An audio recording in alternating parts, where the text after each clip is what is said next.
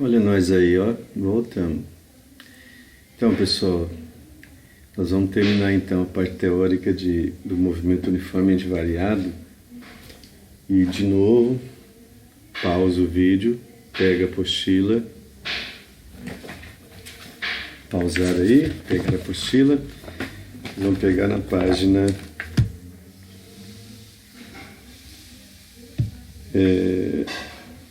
vocês vão pegar agora na página 233, continuação lá, tá? Apostila 1, módulo 3, ok? Por quê? Porque nós vamos terminar a parte teórica e aí esse capítulo fica só com exercício. Só lembrando, então, o movimento uniformemente variado, nós temos as funções horárias, né, da velocidade, V igual a V0 mais AT. O que cada letra representa? V0, velocidade inicial, mais aceleração multiplicado pelo tempo, certo? Equação do espaço, S, essa equação gigante aí, S igual a S0 mais V0 vezes T, mais 1 meio de A vezes T quadrado. Esse 2 poderia estar dividindo AT ao quadrado dividido por 2, dá na mesma, certo? É a famosa fórmula do sorvetão. Então, essas são as chamadas funções horárias, né? Você calcula a velocidade, calcula o espaço. Nós fizemos exercício no vídeo anterior.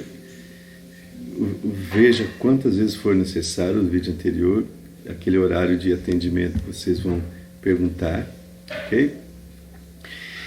Aí o que acontece? A formulação dessa matéria, da cinemática, foi feita por um cidadão chamado Galileu Galilei, um físico italiano do século XVI. E aí o que acontece? Ele tinha um discípulo chamado Evangelista Torricelli. E ele jogou um pepino na mão do Torricelli, mas ele resolveu muito bem esse pepino. O que ele fez? Ele queria que o Torricelli juntasse as duas equações, essa equação da velocidade e essa equação do espaço. Aí ele fez isso.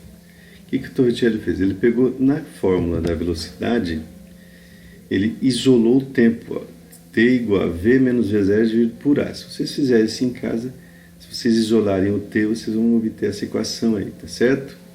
E substituiu na fórmula do sorvetão, onde tinha T, ele colocou esse resultado. Olha aqui, ó, V0T ao T aqui, ó, mais meio de A T ao quadrado, tudo isso ao quadrado. Isso aqui dá umas 18 folhas de caderno para fazer o cálculo, tá? Fica para vocês, tarefinha.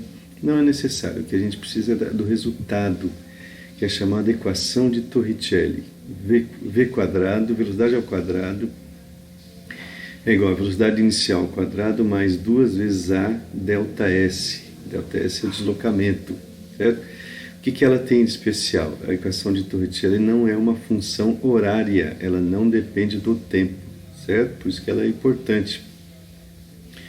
Um exercício, quando vocês forem calcular, por exemplo, velocidade e não souber o tempo gasto na viagem, provavelmente a gente vai usar a equação de Torricelli, certo? Ela tem essa grande vantagem de não ser horária, certo? Então, pessoal, o movimento uniformemente variado, ele se baseia nessas três equações aí, equação da velocidade, equação do espaço, que são horárias, e a equação de Torricelli, que é uma equação não horária, tá? Então, vocês peguem um post-itzinho, coloca as três equaçõezinhas, deixa do ladinho, ou então fica com a apostila aberta, na hora que for, né, sabe qual página que estão as fórmulas, tá certo? É importante, daqui a pouco eu vou passar mais uma lista de exercícios e aí a gente vai trabalhar com essas equações aí.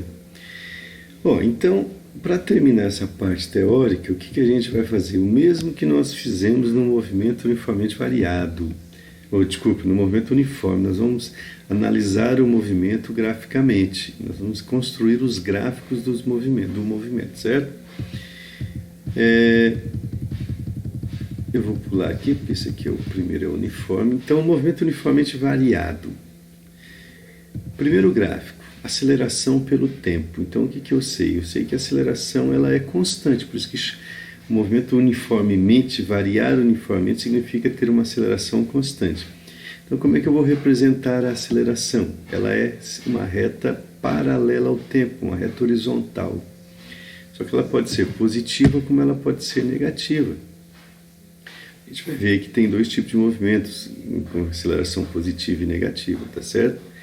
Então, o gráfico da aceleração é sempre uma reta paralela ao tempo, uma reta horizontal no caso aí, certo?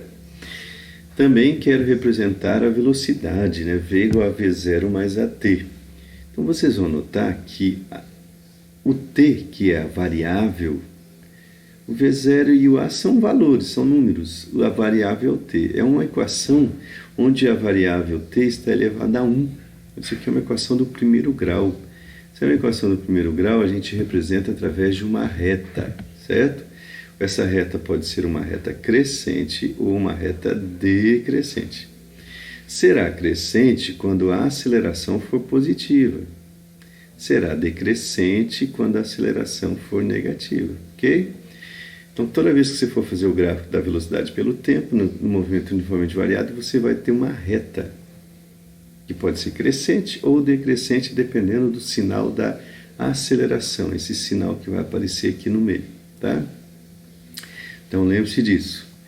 Outra coisa importante nesse gráfico, principalmente esse aqui, ó, você está vendo aqui que a reta tocou o eixo dos tempos. Antes desse ponto, a velocidade era positiva. Você sabe que acima da origem nós temos velocidade positiva. Abaixo desse ponto, você tem velocidade negativa. Ou seja, pessoal, se a velocidade é positiva, vocês vão lembrar que a gente falou do movimento progressivo. Significa que o móvel viaja a favor da trajetória. Negativa, o movimento é retrógrado, certo? Ou seja, ele estava em movimento progressivo, depois ele passou a ter movimento retrógrado. Como é que ele conseguiu inverter isso? Só tem um jeito, parando. Então, nesse momento aqui, ó, é o instante em que o móvel muda de sentido, é onde a velocidade é igual a zero. Quando você joga um objeto para cima, o que acontece com ele? Ele sobe, vai diminuindo, até que ele para e volta. Então, para mudar de sentido é necessário parar, certo? Então, é sempre um instante onde a velocidade é zero, que é o momento que toca o eixo dos tempos.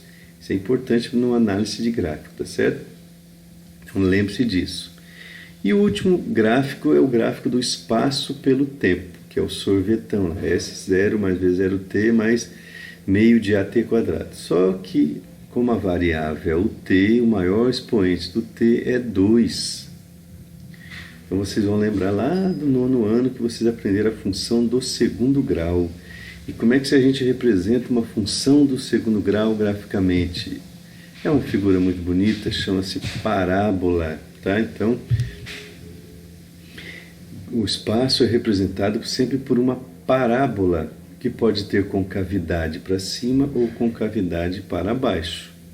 Vocês vão lembrar disso também.